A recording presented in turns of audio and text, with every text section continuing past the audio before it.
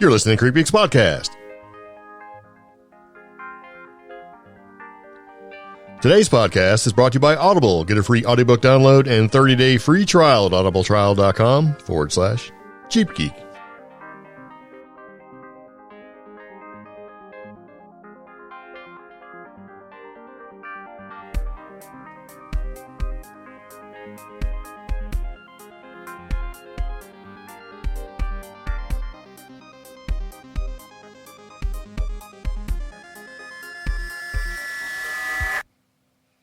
So it begins again. Welcome back to the CreepGeeks Podcast, episode number 188. Has Annabelle escaped? Tulpa. It's not a Tulpa. Tulpa 101? Yeah.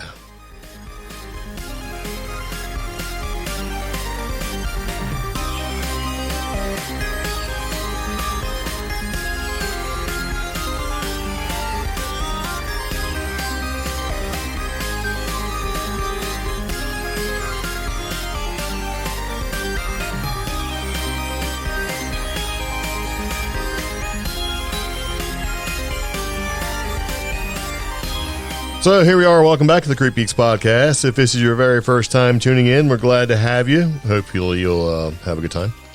And if you're a repeat offender, we very much appreciate having you here. And we got something good to talk about, as we do with every one of our podcasts. So yeah. So we're going to roll right into it. But before we roll right into it, we have to do a couple things. We would just like to say thank you to our Patreon supporters, Dave, Adam, James, Bobby, John, and John, for making this episode possible. And if you'd like to support the podcast, you can. You can join us on Patreon. That's going to be patreon.com/CreepGeeks. Yeah. That's all I got. Okay. And that's it. Thanks for listening to the CreepGeeks Podcast. No. Okay, so anyway, what we're going to talk about today is a couple different things. But the first thing is that Annabelle has possibly escaped, according to the internet rumor mill. No. Yeah. Well, you just ruined it. You just ruined the whole thing. I don't even need to talk about it. But see, we talked about it in our previous podcast because there was a little bit of a beef between Zach Baggins and Tony Spira. Tony Spira is the current owner of Annabelle, the haunted doll, which came from Ed and Lorraine Warren fame. And so, there was a theory kind of going around the internet that the doll is gone. There was also a theory going around that when the doll went to Zach Baggins' haunted hotel in Las Vegas, that when he touched it, it released the power of Annabelle. Oh. Yeah. Okay. So there's that rumor going around. But anyway, we woke up and seen some news, and we figured we had to talk about it because since we did talk about it in our one of our previous podcast episodes, which you can find on iHeartRadio, SoundCloud, Apple Podcast, Google Play Music. Whatever Google's Pandora. evolving to, you should say. Yeah. Yeah, because I don't know. I think this is going to be called Google Podcast, but I'm not sure. But anyway. Anywhere you can find a podcast, you can find ours, but we talked about it. There's a little bit of a beef going on between the two. But so when I seen it, I had to kind of take a look at it, and it sort of made the internet rumor mill that Annabelle has escaped. Oh, okay. So, according to the fact-checking website Snopes, they say, no, the doll is still there. No. Yeah. And it's kind of one of those things where it's like the Annabelle doll has escaped from Warren's Occult Museum in Connecticut, and Snopes says false. Oh. And it says, on August 14th, 2020, a rumor started to circulate on social media that the so-called Annabelle doll, the supposedly haunted supernatural toy that inspired such films as The Conjuring, had escaped the occult museum. And so they say false. Yeah, and it started, I guess, on Twitter first with just a single screenshot, and I've been having a hard time tracking down the original source for it. But just like with everything, things usually hit Twitter first, and then they'll trickle down into Facebook and other places. And actually, one of our friends shared this. Yeah. And then told us a very well-known comedian that we all enjoy shared it. And I was like, this can't be real. And believe it or not, just like less than a minute of digging, and it's not true. Who's the well-known comedian? Gabriel Iglesias. Yeah. Yeah. Oh, what's his name? Puffy? Fluffy. There we go. Well, okay, so the doll was supposed to be stored at Ed and Lorraine museum, the haunted museum, what do you call it, the cursed, whatever it's called. Anyway, they closed it in 2018. The museum's actually closed, and they're trying to find a new home for it. But The Warren Museum. The Warren Museum, there you go. And it was so the doll was supposed to have been stored there, and evidently it's still there. And so the short answer to the burning question, did Annabelle escape? Evidently not. No. Now, the funny pictures that they use in these articles is of the Conjuring Annabelle doll, the scary-looking, ultra-creepy-looking doll. But if you scroll down to the bottom of at least the Snopes article, it's got the real one. Yeah, which is like a Raggedy Ann doll. Yeah. So, and they came back and they start to say that the status of the museum is a bit of a moot point, however, as this rumor did not start with any sort of police reports, ghoulish videos, spiritual sightings, or a frantic call from Spira to be on the lookout for the demonic doll. And they think that the rumor actually started with a mistranslation. Huh. Yeah. I don't know. Because one of the things that I wanted to bring up was the fact that less than, a week, barely 2 weeks now. Yeah. Tony Spira, the Warrens, and Zach Baggins' Ghost Adventures crew. That whole little... Let's call it a kerfluffle. The whole kerfluffle was in the news. And it was trending, and it was a hot topic. People were talking all over Twitter. And then it got onto Facebook. It even reached into Instagram, Well, it kind of actually started on the Wikipedia page. Okay. That the doll had been taken. Well, I'm talking about the stuff from 2 weeks ago. Yeah, but I mean when the doll actually disappearing started on the Wikipedia page. So I find it really unusual. And then it got popped over to Twitter. That's when it kind of became a thing. I don't find it unusual. What I find interesting is, okay, they were in the news, things started to trend, the notoriety started to rise, and as soon as it starts to wane, this happens. Yeah. It's like, oh, let's keep it alive. Let's keep it going. Let's say, oh no, something's up with the Annabelle doll. Yeah. Which is exactly what we're doing. I know, right? Right now. Like, what? What? This is trending? It was the first thing I saw when I woke up this morning, so I posted about it on our Facebook page, CreepGeeks Podcast. Yep. And then on Twitter. So so there you go. Way to keep it going. Yeah. Well, I mean, it was kind of interesting because it was, sort of coincidental that, we talked about this stuff and whether you follow it or not, it was a little bit of a big deal in the realm of the paranormal as far as gossip goes, but a little kerfluffle between Zach and Tony and all that stuff. And then here's the thing. I kind of think this was mainstream, just pop culture talking about it. And now the paranormal community, including us, have decided to pick up on it and roll with it. Well, I think it's because it didn't get enough traction the first time around. Like they really thought that a bunch of people were going to be like, what? And then it sort of popped back up again. So we just want to go ahead and clarify that. Yeah, she's not missing. No, she's allegedly still there. Yeah. But now here's the thing, though. It's a Raggedy Ann doll. Who's to say that Tony Spira doesn't have like 4 or 5 of these things? Well, I mean, think about it. That's kind of crazy. It's entirely possible. Anybody could have not 4 or 5 haunted Annabelle dolls, but just like 4 or 5 Raggedy Ann dolls, just in case something happened. Because, how could you prove that the one that you're looking at is original or not? In case it crawled out of its case, he can replace it to keep everybody calm. Or maybe if you left it on the roof of your car and drove away and, like oh no. Cup. Yeah, like a coffee cup or something. I kind of like your other theory, though, which was, and you went into a lot of detail about this, what if there's an ounce of truth to this? What if the Annabelle doll may not be as powerful or as haunted as it used to be? And that once it reached Zach Baggins' little museum, it kind of let loose. That's possible. Maybe all that energy fed into that energy. Yeah. And amplified it, made it into something, and then maybe it decided to leave the doll because it wasn't protected by that plexiglass case and all that kind of crazy stuff. And I hate to say it, but I will. It's out there floating around in the museum picking on Aaron. Yeah. Poor guy. I don't think he goes in there that much. I think those guys, when they're home in Vegas or whatever, they're home. I don't think they go hang out with each other necessarily. I mean, they might for some events, but if you think about it, when they hit the road and make episodes and stuff, they're gone for a while, and they're doing all that stuff, and it'd be like working with your buddies, even though you're friends. When you get home, you got to spend time with your family because if you don't, you get in trouble. Yeah.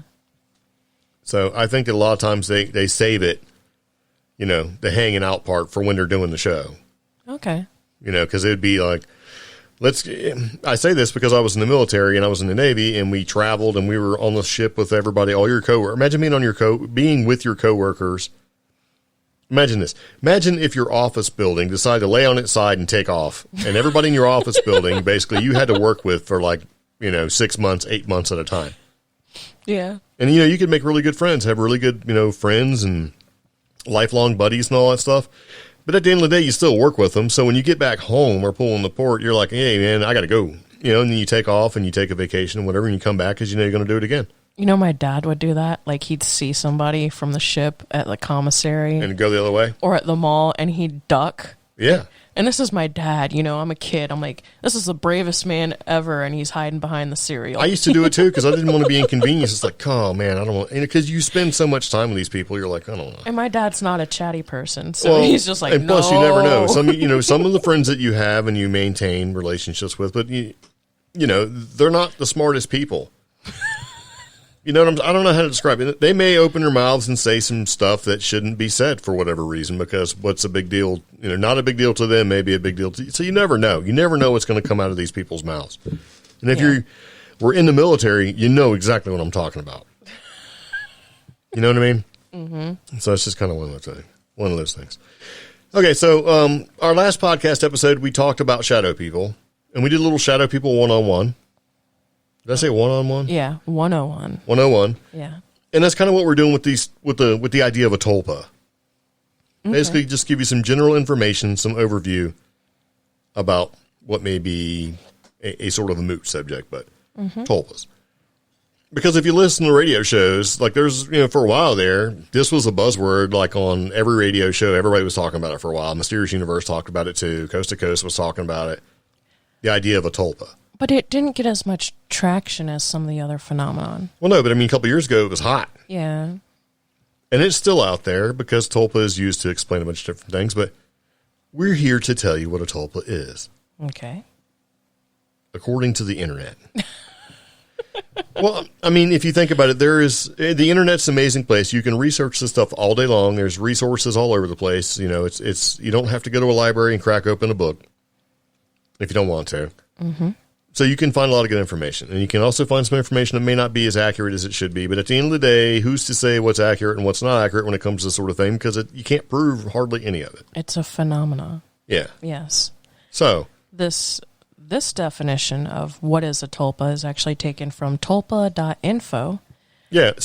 Surprise. I was like, go ahead and get some links and stuff like that. So that if you were listening and you were interested in learning about tulpa and the tulpa phenomenon, that you could just click a link and look at it for yourself. And what do you know? And so, because that's the kind of things that we do. Everything we talk about is in our show notes, and our show notes are available on our webpage and everywhere else. So you can just basically click and follow along if you want to do more research or whatever. It's just to see exactly what we're going to talk about. Oh, I do like how it starts with take in information with an open mind and make your own judgments about the things you read. Yeah, but let's talk about what it actually is first. Okay. So, when it comes to tulpas, the idea, effectively, if you just want to nuts and bolts it, is your conscious thought creates a consciousness of its own, and that consciousness grows into becoming something, probably sentient. It creates, in other words, your thought form becomes a form. A sentient form with possible free will. Right. So if you look at that and you start thinking, okay, so if you think about something and you use the sentience, right, that you're putting into it, the concentrated thought, the thought form, the manifestation that you're trying to make it, into something, to become something, and that breathes life into it, what does that sound like? Well, if you're Jewish, it sounds like Gollum, right? Yeah. Where you effectively take something inanimate and you put effort and thought and conscious, into it and intent and everything else and really sort of manifest life into this inanimate thing. Yeah. Like mud. Okay. And you create the golem, and the golem is there to do your bidding. Well, tulpa is kind of the same thing. So if you go back to Tibetan times, which is where the idea of the tulpa originates as far as the name tulpa, it's a term that originates in Tibetan and Indian Buddhism. In ancient teachings, it was used as a practice to show that the world around us exists as an illusion, and that the student could not trust what their senses perceived. The modern interpretation is that consciousness that exists parallel to your own inside your mind. So, mind made body, right? The fruits of a contemplative life. The Tulpa concept is basically there so that if you think about it, okay, so if what I perceive to be reality is an illusion, then I should be able to create something using my mind. And there's a couple different thoughts when it comes to tulpas, right? Mm-hmm. So really what it breaks down to is this. So we're going to kind of go through some things real quick. So with the tulpa being the idea that you can take your conscious, thought, your intent, right, your thought form and create something. If that something becomes tangible and manifests itself as a really tall, skinny, Slender Man type person, mm-hmm. and then it becomes a movie, and then it becomes sort of pop culture, creepypasta type stuff, is it actually a tulpa or not? Because if you kind of look back at what the Tibetans were saying and the Indians were saying, is that basically if your perception doesn't matter, you can create whatever perception and reality you want, so you should be able to create. The problem I have with the entire tulpa thing is this. It's been sort of hijacked by pop culture to mean something different than it actually is. Okay. So, if the original school of thinking, because there's two schools of thinking on this, yeah, to kind of go back and sort of make it a little bit different, because I know you're looking at the notes going, what's he talking about? There's two schools of thoughts with this. The first original school of thought is that tulpas are basically what? A manifestation from your mind, right? Your mind. Yeah, thought form. Okay, so that's the old school way of looking at it, is that you can manifest something by the power of your conscious thought. Pop culture now has created by the intent of the creator, which would be like, say, if you were thinking about it, something that could be seen, maybe dangerous, maybe sort of a mixed amalgam of like creepy thought and combining of Tibetan theories and practices and Jewish ideology and mythology together to create something sinister. Like Slender Man. Okay, but I'm having a hard time because I want to back up, but also... I'm going to clarify it for you. Yeah. Here's the easiest way to look at the Tibetan version of what's and the Indian version, right, of the tulpa. Like with, the Buddhism side of it. Mysticism side, yeah. Yeah, we'll just call it mysticism. Okay.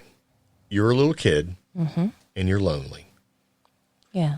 So in your mind, you create an imaginary friend. Okay. And that imaginary friend can be anything you want him to be, or her, whatever. Right? You can dress them. You can put them in whatever clothes you want. You can make it take whatever shape you want. You can talk to it. You can make it answer back any way you want. And the more effort and time you put into it, the more advanced or evolved this thing could be.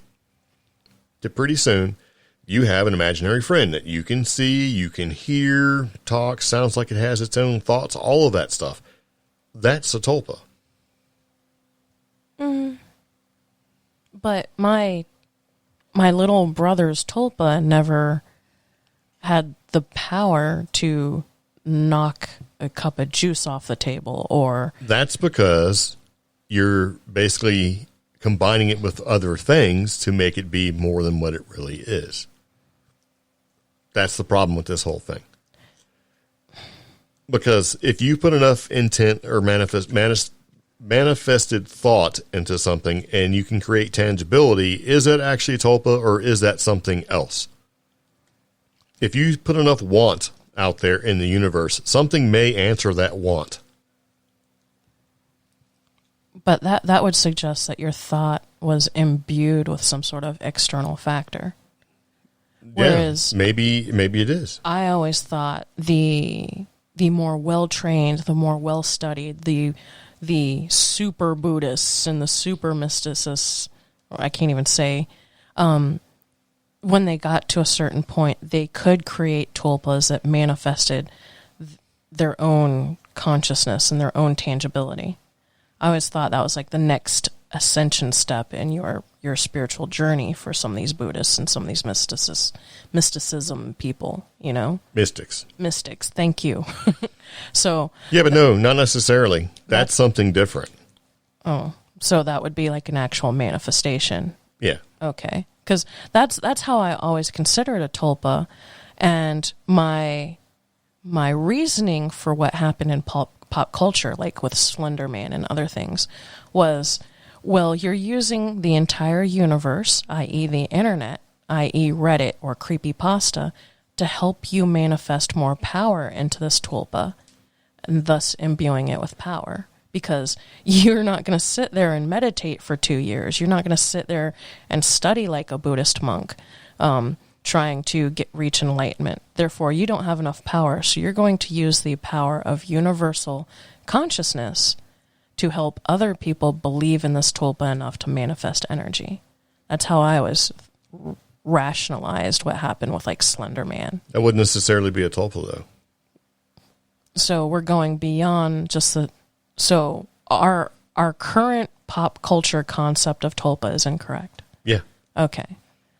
So with the top pop culture version of a tulpa, think about it like this. Then we should have a tulpa that appears December 24th and delivers presents to all the kids in the world and then disappears the next day, right? Yeah. That tulpa would be Santa Claus. Okay. We still don't have proof of Santa Claus.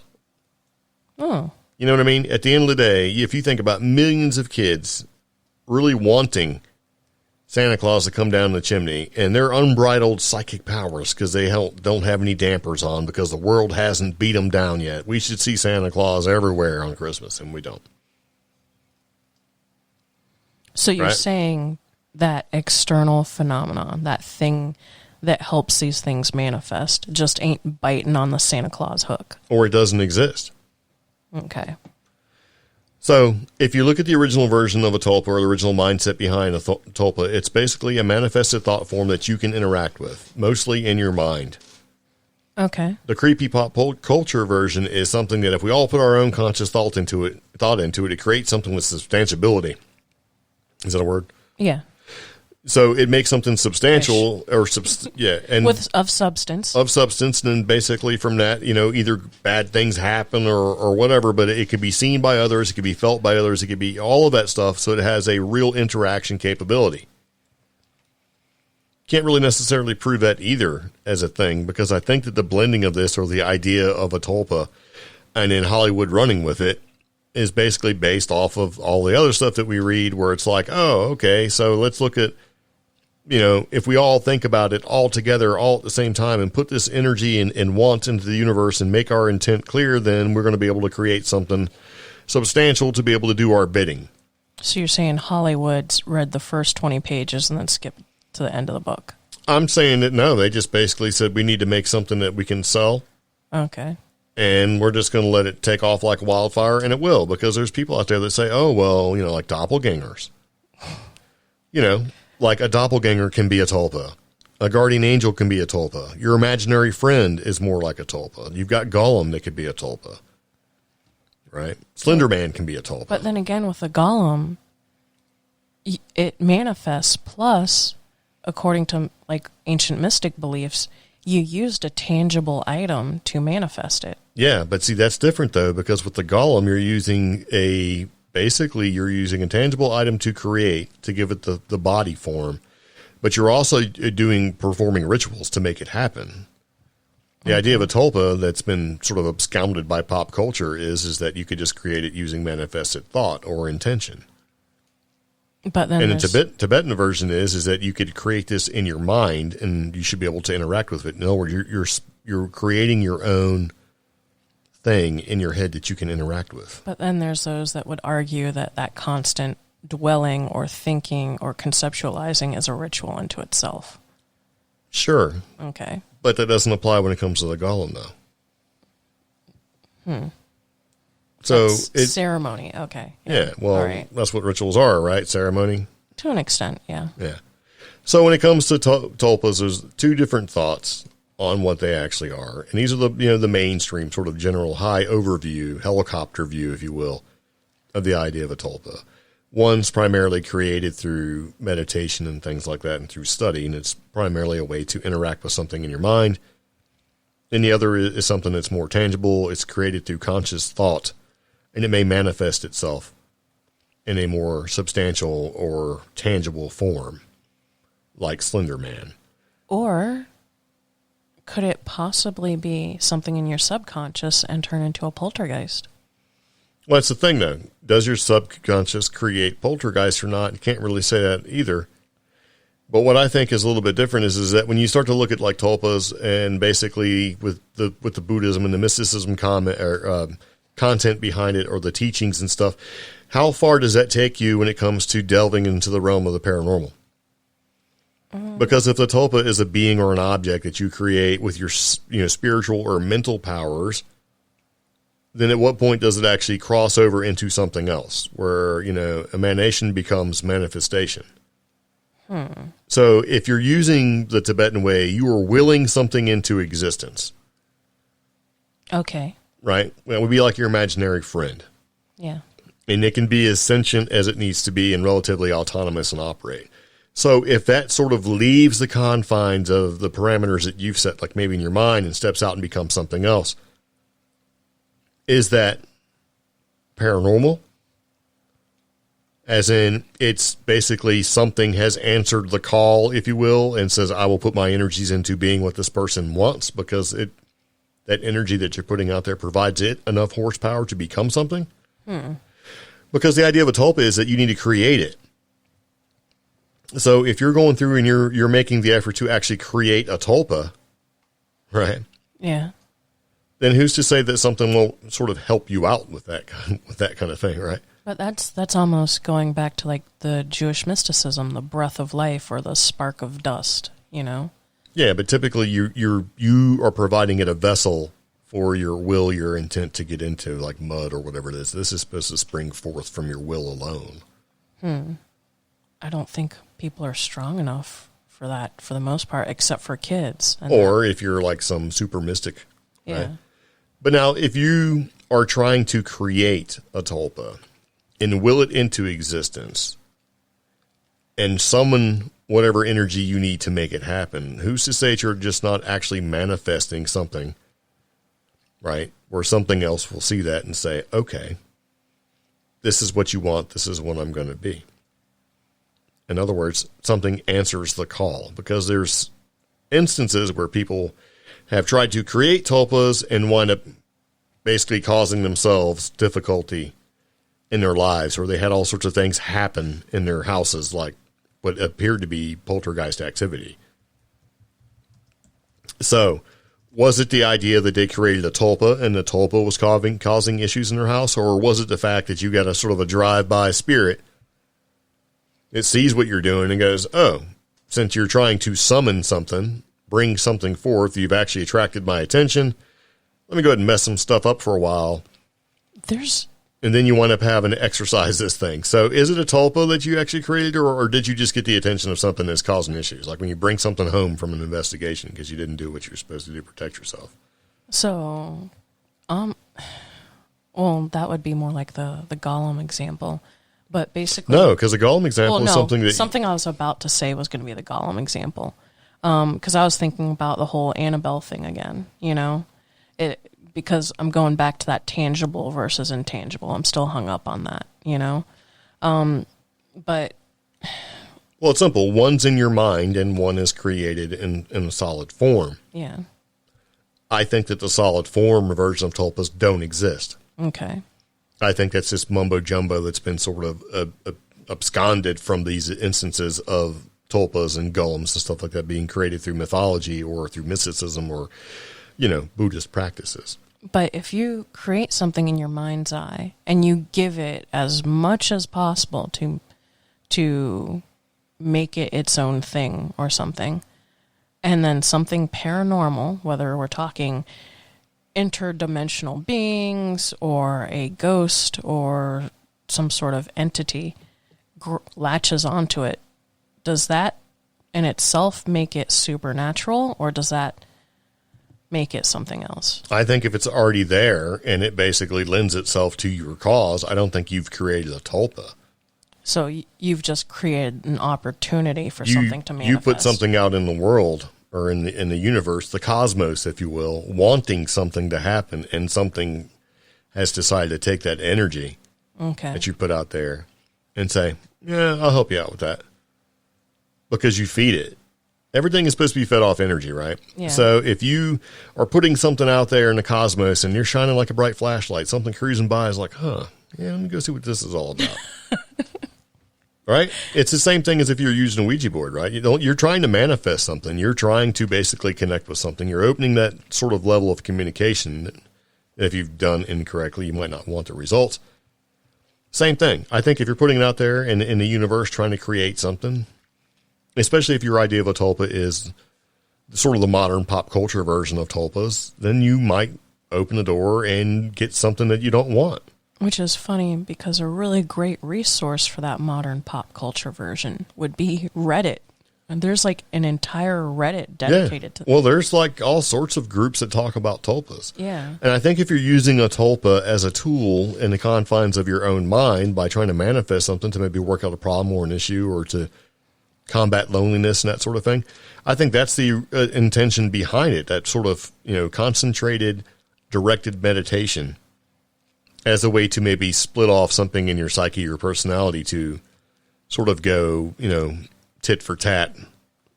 You know what I mean? Like maybe you're trying to create a different viewpoint because you're trying to get out of your own head to be able to see a different view of things or to get a different viewpoint. And you use that sort of form of meditation and stuff. I mean, that's a useful tool, right? Yeah, and it also kind of terrifies me because it makes me think twice about people who might have personality disorders. Exactly. Oh, gosh. So if you look at, people that maybe have schizophrenia and things like that, are they actually, it's like they're doing exactly that, but I don't think they can control it as well as somebody who's. I mean, how fractured would you have to be if you have MPD and honestly, you were just trying to work out different perspectives of life? If that's what you're trying to do. But a lot of people who have MPD don't even know they have these fractured versions, right? These multiple personalities are typically there in response to something that they can't handle. The original, let's just say the core person. The core person can't handle. So a personality might pop up to defend them against something. And there's a word for that. They're called servitors. Oh. So when you look at some of the culture when it comes to Tibetan and the Buddhist side of things, and also adding some of the Jewish mysticism to it, right? Those servitors are created to serve you in a way that they will do whatever task that you need them to do. So say you're a person who's really fragile or maybe you can't interact with like females or something, right? Say you're a male and you like females and you can't interact with them just because for whatever reason you just can't, Okay. And you have MPD and maybe you have an altar, right? A servitor that your mind has created subconsciously or through conscious effort, right? A thought form that makes you this suave, sort of debonair, slick back stud that can go up there and interact with anybody because they have the confidence that you don't have. Or opposite. Yeah, or the opposite, and that's the sort of the thing. So it's like when you start to really get into it, it's like, okay, is the idea behind a tulpa that's that, through concentration and meditation and guided stuff that you can create and interact with somebody who is, or something that's supposed to be wholly individual to yourself. In other words, not you at all, but something that you've created, right, in your mind. Or is it that you wind up fracturing off a part of yourself and becoming, exhibiting the symptoms of having multiple personality disorder where you've created something that becomes a servitor that you interact with? See, it's all sort of bled together.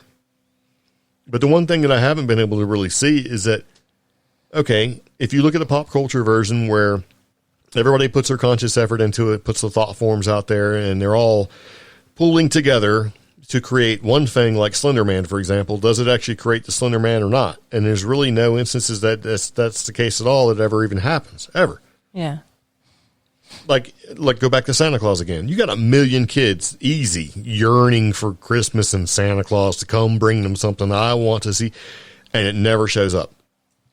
That's so sad. Because there's also the idea that maybe things like Bigfoot and maybe things like the Loch Ness Monster and werewolves and everything else, all the stuff that we look at is really or are really just tulpas, like doppelgangers and things like that. It's manifested through combined sort of conscious effort, right? Conscious thought.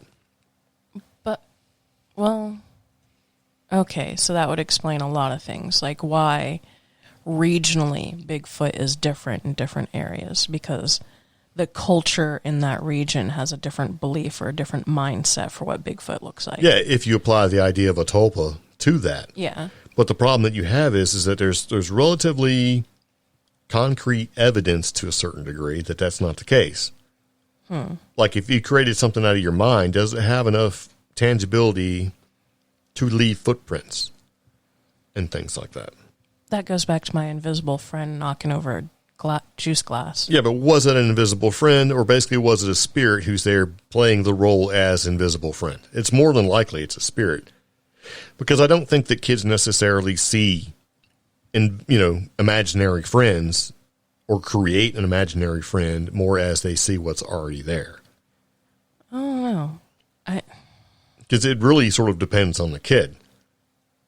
Have you ever met a kid who created an imaginary friend? They usually just pop up, and they have all these crazy details normally that a child would not, but they're also put in place.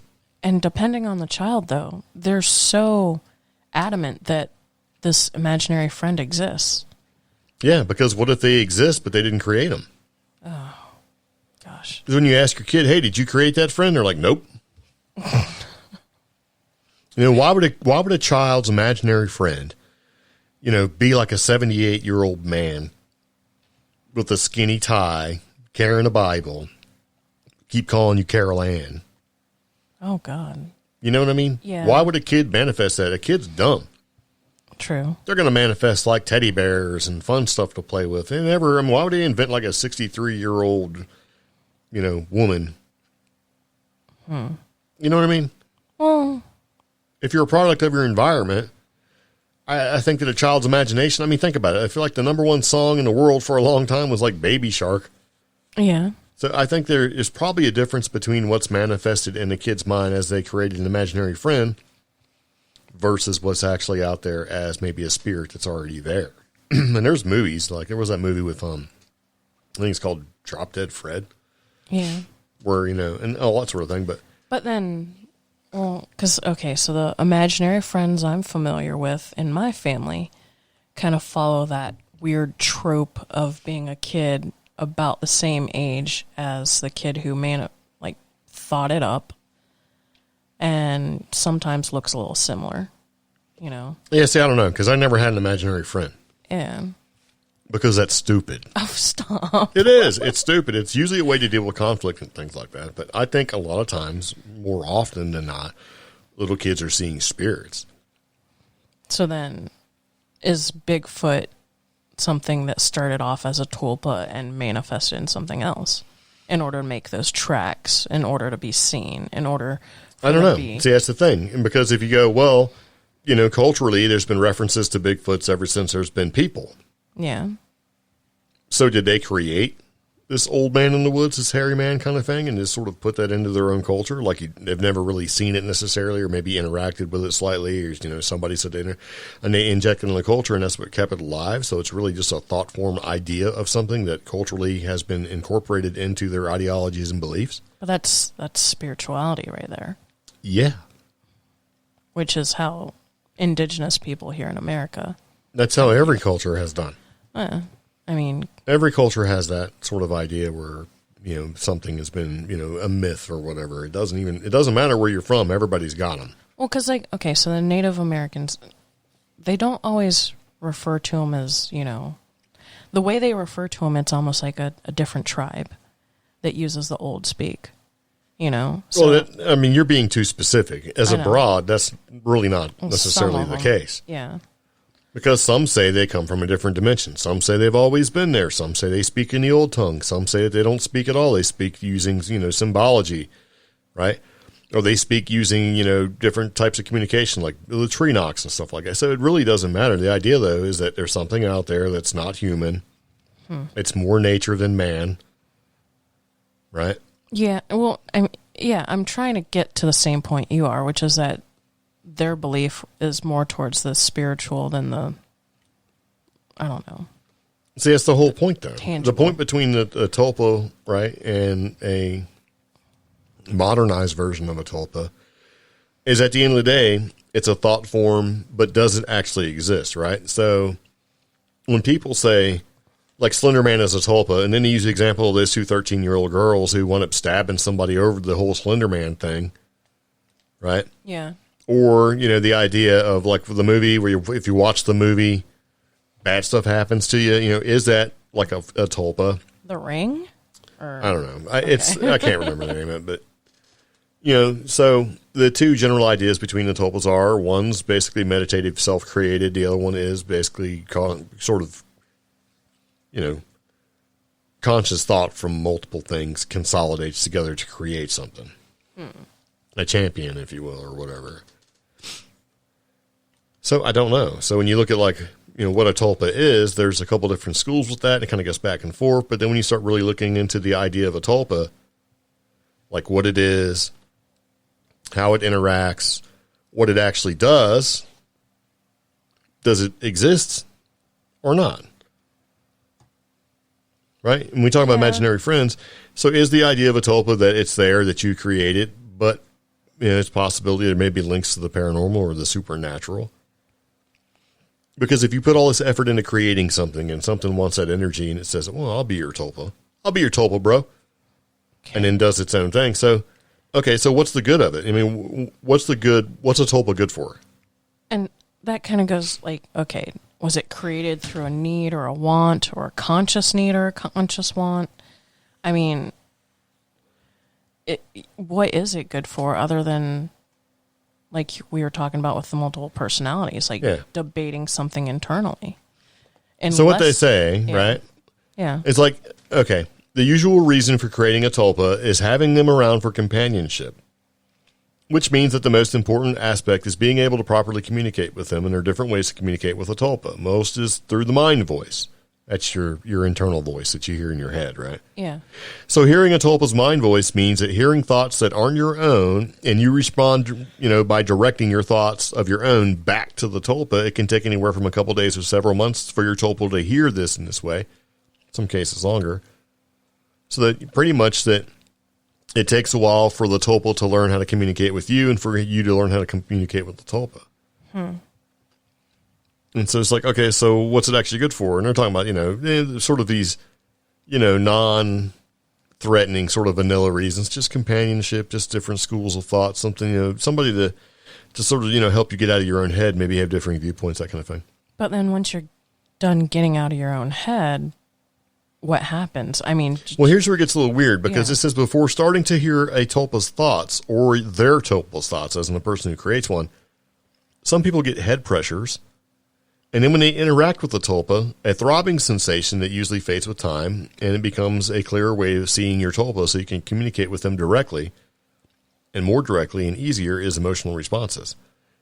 So you can have, the feeling of emotions that aren't your own, and you may be, able to easily notice when your tulpa is happy or sad or feel strongly about something in any way. But, okay.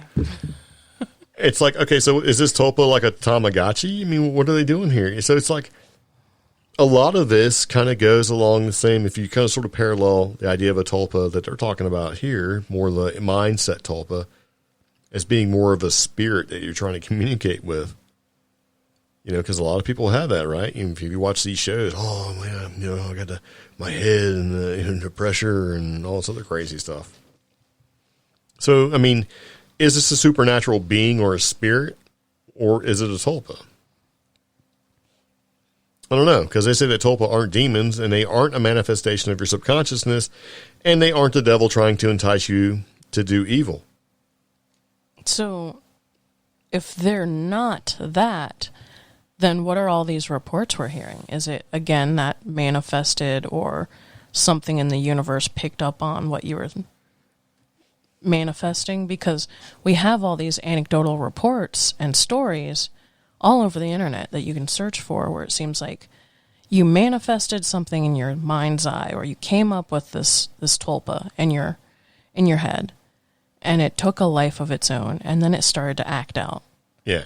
So how does that go from this non-dangerous thing, which you've just explained, to this thing that's like knocking over stuff or making you late for work or just kind of wrecking a little bit of havoc in your personal life? Because I think they're two different things. Okay. I think that people try to manifest tulpas and grow tulpas, if you will, are doing it with a different mindset, right? Mm-hmm.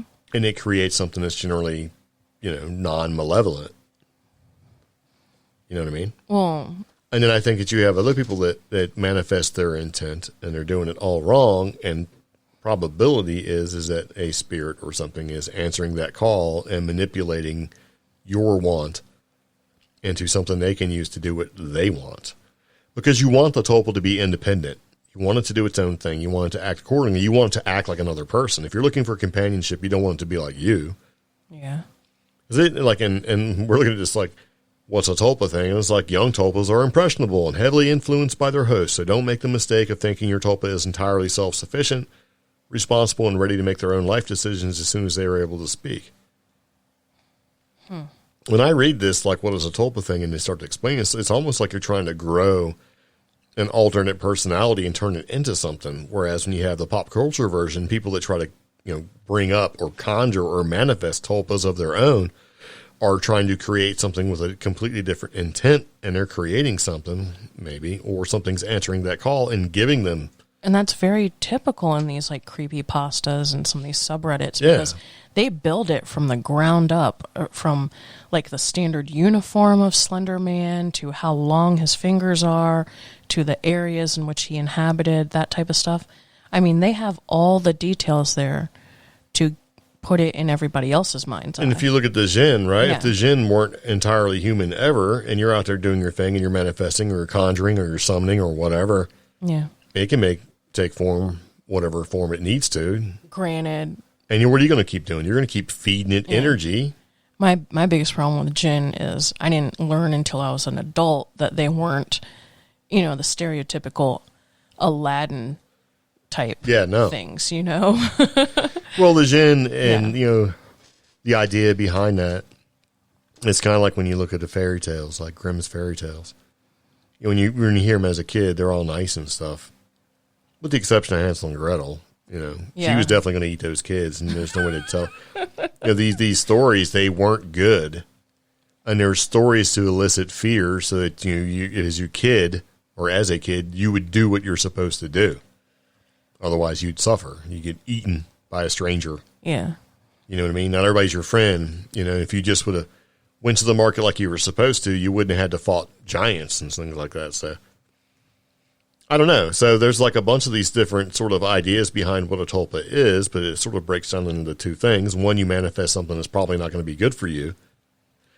The other is you're using your meditation you're creating to actually create something to make a companion or whatever. And then in the middle somewhere, you have the idea that this tulpa that you create or manifest can be controlled in certain ways, and that becomes a servitor. They're serving you for something.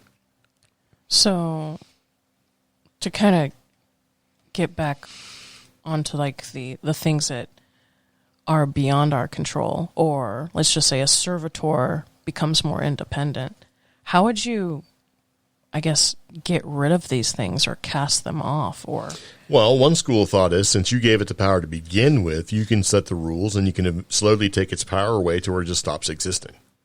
Because it's part of your mind, right? Yeah. So if it's part of your mind and it basically controls or acts as a controller for certain like physiological or psychological processes, I should say, then you can take that power away.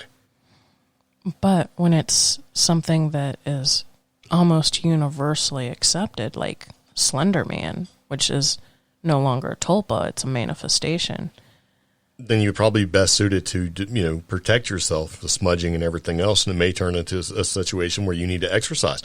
Because if it's like a poltergeist, right? If you try to create a tulpa and a poltergeist shows up, it's like, hey, man, I like this. I'm going to start, knocking stuff off counters and turning your stove on when you're sleeping and all that stuff. How do you get rid of poltergeist? Because if it's acting like a tulpa, if all this stuff is always basically concealment and deception, and you figure out that, okay, it's not a tulpa, it's something that's acting as a tulpa, you have to figure out what it is, and you have to handle it accordingly. So you might have to exercise your house or smudge your house or bring somebody in who can get rid of that poltergeist and move it on. But that immediately made me think of Ghostbusters and the Stay Puft Marshmallow guy. Because I was going to say that. It's like, okay, that was going to be my end. And one of the most famous tulpas out of Hollywood was the Stay Puft Marshmallow Man because, he was told to choose. And he said, God is my, what did he say? God is my witness. I couldn't help it. And the thing that popped into his head was the Stay Puft Marshmallow Man. Yeah. It's like, done. The most harmless thing, the most cherished, loved childhood memory. Yeah. The Stay Puft Marshmallow Man. Exactly. So it's kind of like, and they even tell you if you want to create a tulpa, if you go to like tulpa.info, how to plan it out. Where do I begin? How do you create a tulpa? But, a lot of what they don't say is how do you get rid of a tulpa? But my thing is that say you have some sort of mental thing going on and maybe the tulpa you create is just part of having, multiple personality disorder or something else like that. Those people would be able to create amazing tulpas because they would see hallucinations. I mean, a lot of people that have schizophrenia actually see hallucinations, and they see people that aren't there. They look just as real as everyone else. So how do they tell if that hallucination is real or not? A lot of times they act out. They talk to it. It talks back. They try to interact with it because it's interacting back. Yeah. So wouldn't it be something if a lot of schizophrenic behavior and multiple personality behavior is not necessarily that they have an issue at all, is that they have the ability to either draw something to them that's manifesting as their subconscious thought, but it's not acting as their servitor? So it becomes a tangible hallucination to them, but not to anybody else. You see what I'm saying? So it's like there's this weird sort of thing going on here. Yeah. You can create it. I'm sure some people can create it a lot easier than others. And I'm going to go back to Ghostbusters. When he created that pop culture tulpa of the Stay Puft Marshmallow Man, that thing wasn't his servitor. It was Gozer's servitor. Yeah, which makes it slightly different. But that again makes me think that we as humans don't have enough control to be goofing around with this stuff? Yeah. Basically. But if you're a Tibetan monk and you've been studying this and practicing this and learning this stuff for 20, 30, 40 years or whatever, you might have that control. Yeah. And you might have the ability to maybe possibly manifest a butterfly or whatever it is you're trying to manifest. Because you've trained your mind in a way that your manifested thought can become something tangible. But that's kind of a rarity, and honestly, a lot of that stuff, is it real or is it not real? I mean, who knows? So you've got the old school way of looking at it and you've got the new pop culture way. I think that honestly, the pop culture way, if you're putting all that effort and intent to it, is manifesting something different. You're actually calling something into existence. And if it's already there and says, I'm not doing nothing, let me swing by and knock your stuff off your counter for a while, that's something completely different. It's no longer a tulpa. Wow. The Ghostbusters fandom is very useful towards this discussion because it's taking the pop culture side and lending it to like Sumerian subculture. Right. And these manifestations. Man, Ghostbusters knew what they were talking about. Well, the people behind it that are putting all the effort and energy into explaining something are doing their best to give it life. Yeah. Every Star Wars nerd does this. True. Every Star Trek nerd does this. And then they say, okay, the original story is canon, but everything else is not canon, and so they have to tie it all in. So they create it. They create the world behind it to make it into something that it really wasn't there to begin with. Yeah. They're doing it really good justice, though. Yeah. Wow. I mean, there's a guy out there that says the names of all the Star Wars movies are wrong because they don't actually fit. So, Oh, wow. And he goes through and he explains it, and he was like all on the news and stuff, and it's like, oh, that's pretty neat. Do I care enough about Star Wars to actually go through all that? No. Do I care enough about Star Trek to actually go through all that kind of thing? No. I think it's all interesting, but, I don't need to go down that rabbit hole when we're going down these little rabbit holes with like, what's a tulpa? Well, if I had to say what a tulpa was, manifested thought. Whether it's in your mind's eye, made out of mud, or knocking stuff off your counter, manifested thought. Yeah, but and what's manifested thought need behind it to actually make something happen? It has to have intent. But now I just want to eventually do a podcast episode on the manifested creatures or phenomenon, like the golems and poppets and things like that, People would say, okay, but that's a tulpa. And it's like, no, technically it's not. Yeah. Because those things have that physical form that was handed to them first. Right. The vessel was created beforehand. Yeah. And I think those should be more likely to be the servitor that serves whatever you need to serve, whatever purpose. Or as goes our. But what if you have like your destroyer? Yeah, I mean, but what's like a guardian angel? If you consider that to be a tulpa, how was that? Is that something that you create consciously or subconsciously? But see, that screws it up because the definition of an angel is one of servitude, but it serves. Well, a guardian angel serves you. It serves to protect you from something. Oh, that's my guardian angel. Maybe didn't step off the curb when the bus was coming. Right? Yeah. But, if there's such an idea of a subconscious tulpa, maybe that would be the doppelganger. Man, I just seen you like 20 minutes ago, and you're like, nope. How does it work? I hate those. Those ones give me the creeps. And is that a manifested thought, or did you basically give something the ability to take that energy and sort of do what you wanted to do, but it's going to do its own thing? You know what I mean? So, like, you got some kind of, let's just say, spirit out there or jinn doing its thing, and then you're like putting all this out into the ether, and it's like, oh yeah, I'll do that because that gives me enough power to be able to do what I want to do. But it still has some kind of rules or has some kind of confines behind trying to do some of what the original intent was. Yeah, but imagine that's all a jinn or an entity wanted to do was just manifest enough energy to be in our physical realm so that it could pose as me stuck in traffic for 20 minutes, showing up to my front door, unlocking my front door, walking in, and then disappearing. Yeah. That's crazy that some incredibly powerful interdimensional creature, that's all it wants to be able to manifest into our reality. Maybe it has to do what it has to do.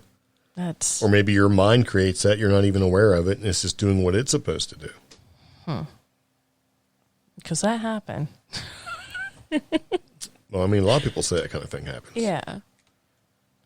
I don't know. I'm sure we've all had instances where you thought somebody came home, was doing whatever they're supposed to be doing, and you ignored it until it got to a point where you had a realization that everything that you thought you were hearing didn't actually happen. So then you're like, is my mind playing tricks on me, or did this really happen and I just didn't pay it no attention? I don't know. So there you go.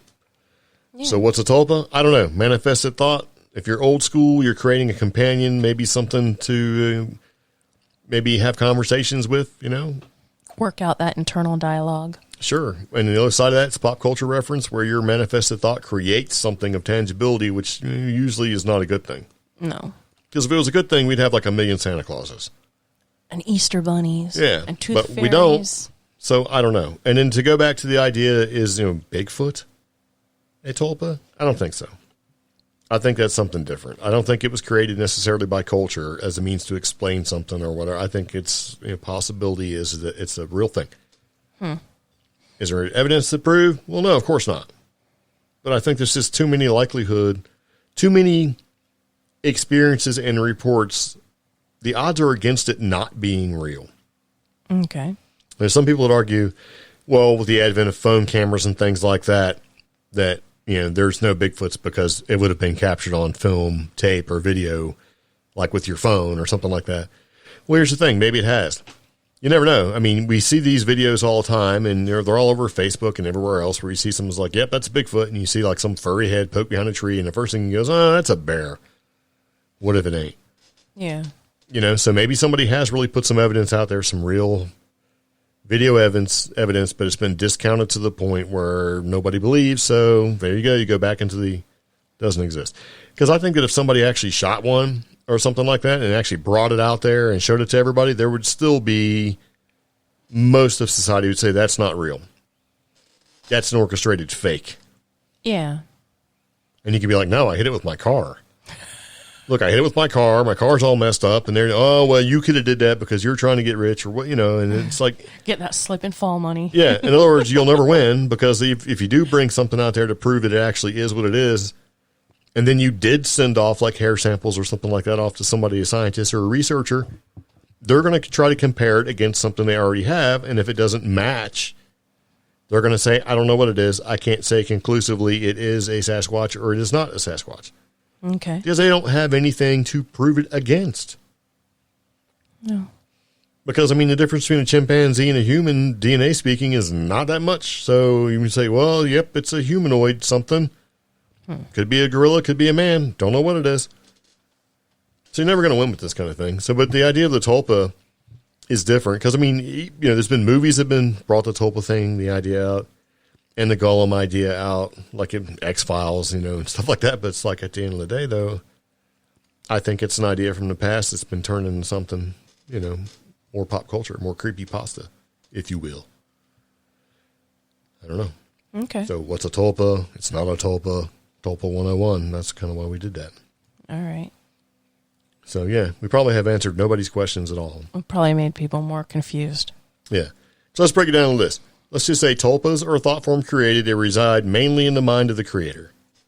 Now, pop culture created tulpa is created by the intent of the creator or creators, may be seen, may be dangerous, may be a mixed amalgam of creepy thought, Tibetan, Jewish, and other ideas, possibly to create something sinister.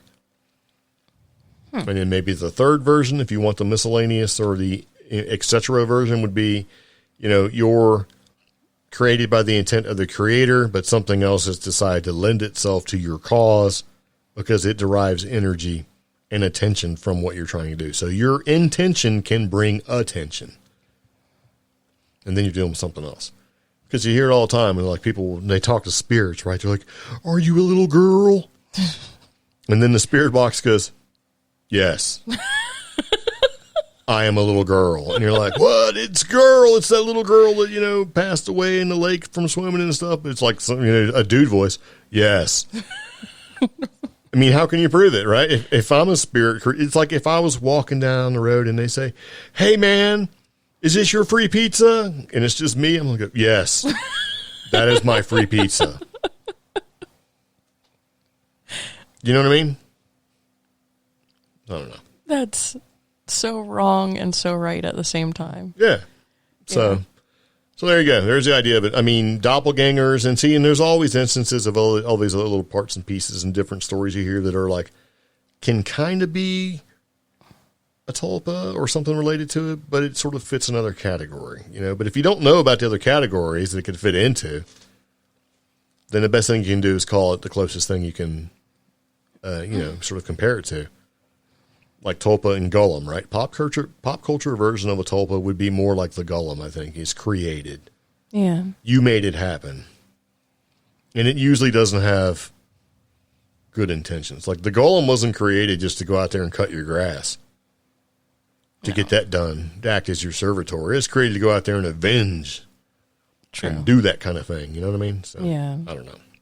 And another rabbit hole we will not go down. That whole pop culture version really relies heavily on that whole collective consciousness working together. Yeah. And I mean, if you really look at collective consciousness and to see tangible results, if you look at the power of like group prayer or group intent, where they do things like, let's all concentrate on this pocket watch or this clock on Art Bell's desk all at the same time. And let's change the time. And he's, you know, at the time swore up and down. It really did. Yeah.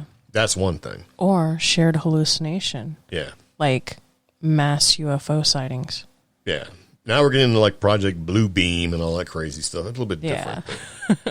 You know, a lot of times in order for that to actually happen, to get everybody on the same page, something has to be introduced to tear down your objections, whether it's subconscious or not, to the entire thing. So again, we're talking like a hallucination would be, you know, maybe you need to have a whole bunch, maybe you need to be crop dusted with chemtrails so that you're all on the same page, or but you know, even something in the water kind of the crop dust or the water. Again, we're going back to that external thing, whatever that thing might be, being introduced. So we still don't have answers on that external thing. Nope. So there you go. Tulpa, what's a tulpa? Tulpa 101. Yep. There's your answers. Yeah. Absolutely none. Well, it's like everything. What's the answer? It depends. Yeah. But the one thing that's behind these two things and all the examples and references and stuff that we, kind of thought of as we were doing our podcast is intent. If there's intent behind something, then there you go. That's the number one thing. That's why I think if you go out in the woods and you intend to see Bigfoot, you're probably going to see something, whether your mind makes it happen or you actually see something.